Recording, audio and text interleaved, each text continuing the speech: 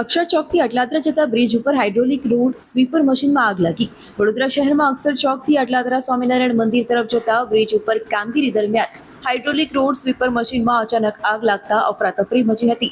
આગની જાણ થતાં જીઆઈડીસી ફાયર સ્ટેશનની ટીમ તાત્કાલિક ઘટના સ્થળે પહોંચી હતી અને આગ ઉપર કાબુ મેળવવાનો પ્રયાસો શરૂ કર્યા હતા। ઘટનાની જાણ થતાં જનરક્ષક 112ની ટીમ પણ ઘટના સ્થળે પહોંચી હતી અને સુરક્ષાના ભાગરૂપે બ્રિજ ઉપરનો વાહન વ્યવહાર તાત્કાલિક બંધ કરાવી રસ્તો ખાલી કરાવ્યો હતો।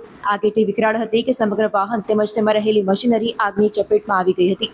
ફાયર વિભાગની ટીમે આશરે 1.5 કલાકની ભારે જહેમત બાદ આગ ઉપર કાબુ મેળવવામાં સફળતા મેળવી હતી। આ દરમિયાન રોડ સ્વીપર મશીનનો કોન્ટ્રાક્ટ ધરાવતા કોન્ટ્રાક્ટર તરફથી સુપરવાઇઝર પણ ઘટના સ્થળે પહોંચ્યા હતા। સુપરવાઇઝરે ફાયર ઓફિસરને જણાવ્યું હતું કે મશીન સતત હાઇડ્રોલિક ઓઇલના સંપર્કમાં રહેતી હોવાથી આગે ભયંકર સ્વરૂપ ધારણ કર્યું હતું અને સમગ્ર વાહન તથા મશીનરીમાં આગ પ્રસરી ગઈ હતી। જોકે આગ લાગવાનું ચોક્કસ કારણ શું હતું તે તપાસ બાદ જ બહાર આવશે તેમ ફાયર વિભાગના અધિકારીઓએ જણાવ્યું હતું।